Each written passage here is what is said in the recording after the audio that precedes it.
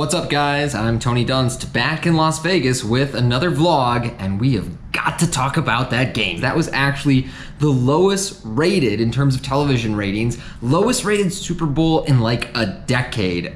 Pretty much nobody wanted to watch that. It was a boring, kind of tedious game featuring a lot of great defense, some mediocre quarterback play from Jared Goff, some pretty strong quarterback play from Tom Brady, and one hell of a receiving performance from my man, Julian Edelman. If you watched the last episode, you probably heard me talk about betting on him to win MVP in the Super Bowl at 35-1. So I did get $200 down on that and scooped up $7K. It was the only bet that I had on the Super Bowl. And for a lot of people doing sports betting content online, this would be the part of the video where I say, just buy my picks and get some of that easy money. Yeah, no, that's not how we do things here, because today I want to take this opportunity to discuss being results-oriented and sports betting touts. I want to take down the touts, man, because I hate that crap. There are lots of people who gamble online, and when they have a win, they post it, they want to feel good, they want a pat on their back from their friends, celebrate a little bit, feel like they're smart. I have those moments too, and I'm all for it, guys. I think there's nothing wrong with taking a victory lap when you have a bet that turns out your way, especially something of a long shot one like I did. However, there is already and is going to be a very big industry around selling, or as it's called in the sports betting industry, touting picks, where people sell their picks as a service, often a subscription service online. I'm talking about guys like Vegas Dave. I'm talking about guys like Sportsline. I'm talking about people like, Johnny Wynn or whatever the hell it is. All these guys, all these services are bullshit, man. Nobody is trying to sell you their picks if they're not A, getting the money down themselves, which is probably enough to move the market, and B, beating it for enough money themselves that they don't have to sell their picks. I think the people that are selling picks are essentially internet marketers and not professional sports bettors or handicappers. Is it possible that you could find some example of a guy who sells a subscription to his service and has some huge samples of bets that's winning at just over 53%? Okay, maybe, but man, these guys who sell subscription services, these people who say they're winning at 55, 60, 62%, get the out of here. No, you're not. Nobody is. And anyone who wants to use a big win, especially like a long shot win, to say that they have some predictive ability or that they're a great sports bettor and you should pay them for their expertise is a scammer. I can promise you that. That's how it works. That's the game, guys. So when it comes to the bets I talk off in this vlog, I want to stress that almost always I am telling you things that I have already bet on. I would not throw it out there in the vlog or in the universe if I didn't have money on it myself. If I didn't have skin in the game, as the phrase goes on Twitter. And if we want to post-rationalize a little bit about why I made that bet, what the logic was, what was my thinking with Edelman, the breakdown is this. First of all, as we said in the last vlog, it was mostly about price. He was 35-1 on FanDuel. He was 28-1 on DraftKings. I just like the disparity. I heard around Vegas he was 25-1. So FanDuel just had good prices on these props in general. The Patriots were favored, and we know that the Super Bowl MVP is going to be from the winning team. Tom Brady, as great as he is, not trying to take anything away from the guy, has regressed a little bit. The stats that he's putting up per game aren't like we saw even a few years ago. Gronk clearly regressed, is using more blocking. The backfield for the Patriots is a three-headed monster, and they all had really short odds. Edelman is a guy that was clearly going to be a central piece of the offense in almost any game script besides a Patriots blowout. And 35-1 just seemed too long for a guy who was going to get a lot of touches, plus had the fluky opportunity of doing something big in a punt return that would be very impactful for the game. But mostly, I just want to stress how lucky I was to get that outcome. Yeah, there was some logic. Yeah, I was price sensitive, but I won that bet because I was lucky. And people who try and pass off a winning bet as something more than that are probably out to scam you. So be aware, guys. Now that said, I did actually hear about a bet today that has a lot of the same logic as the Edelman bet, and I've already got my money down. So let's discuss it. I was sitting in a 5-10 no limit game today over at the Aria, and the guy next to me, and really everybody today was talking about the Super Bowl and the prop bets they made, and you know, people gave me a pat on the back for hitting on that one. And the guy next to me says, oh, actually, there's another interesting one coming up, and it's on FanDuel. They seem to have a lot of soft lines. He pointed out that the San Jose Sharks are 18-1 to win the Stanley Cup on FanDuel. They're 9-1 at Pinnacle. They were 4-1 at Win at the time of this bet. So I got a hold of some friends in New Jersey. I said, can you get some money on the FanDuel app? Let's get some money. I'll split up the bet with you. And so that's what we did. So I'm going to release this vlog tomorrow. I have no idea whether we moved the price.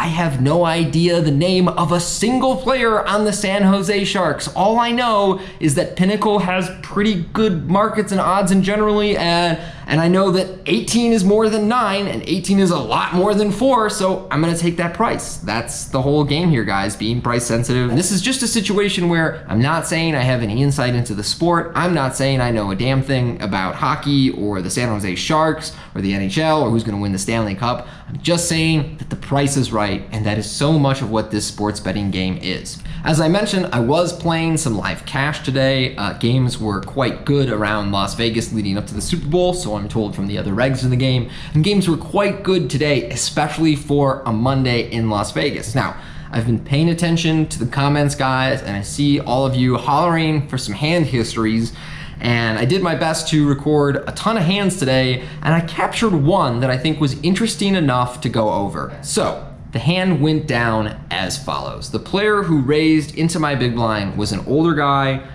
casual player, recreational, however you want to call it. He had been playing fairly tight, but opening a moderate amount of hands. He opened in late position. I believe it was the cutoff to 40. I was in the big blind with ace jack of diamonds and made it 150. I think against another reg, you might go even bigger here, but this particular player seemed apt to overfold a lot of the hands that I was dominating. Like I thought that he might fold some small suited aces here in a spot that you should never fold a small suited ace, in which most regs would never fold a small suited ace.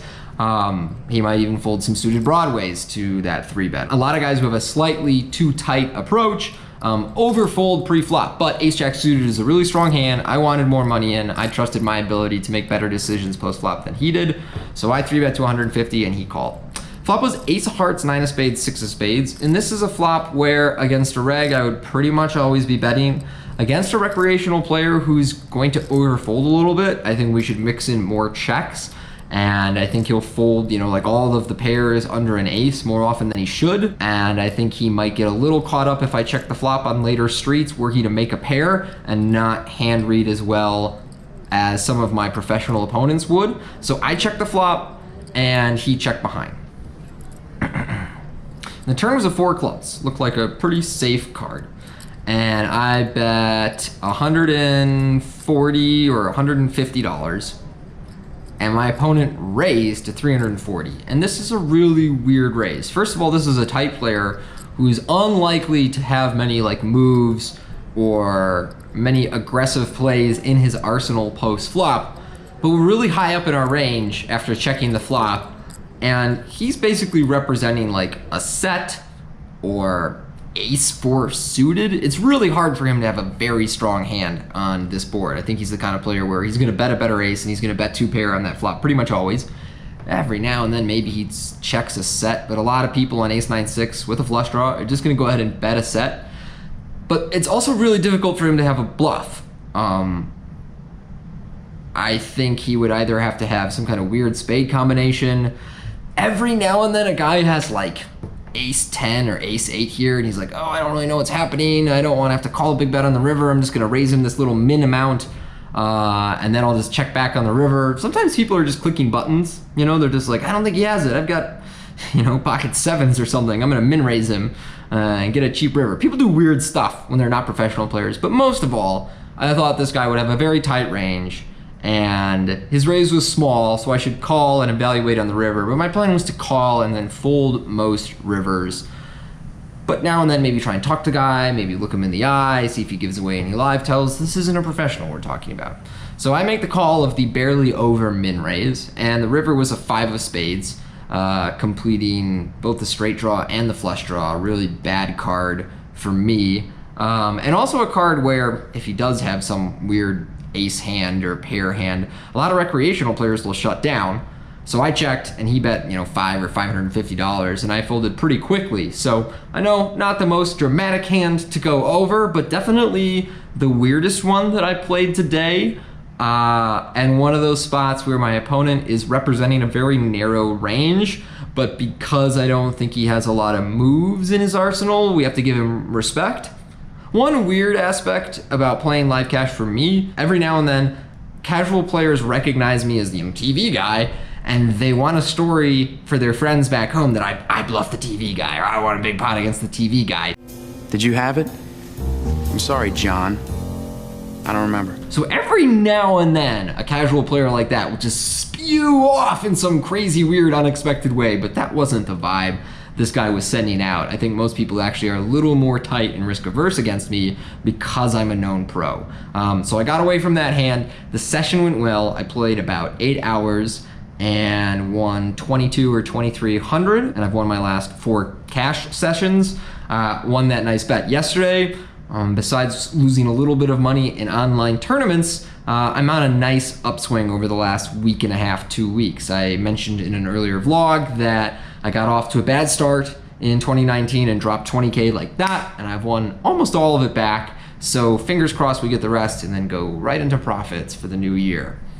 As for my opportunity in the near future to make some of those profits, the Win Spring Classic, the Win Classic, one of those starts up in late February. There's a couple of $500 tournaments before the main gets going in March. I want to say there's a 1K in March. I'll be going to LA tomorrow for about 48 hours to do some commentary with the WPT. But then in a few weeks, I go to LA again for the main event of the LA Poker Classic, and that is a $10,000 buy-in. It's going to pay 7 figures to first. It is one of the biggest and the best events that we have on the World Poker Tour every season, so can't wait for that. Been studying hard, watching a lot of videos.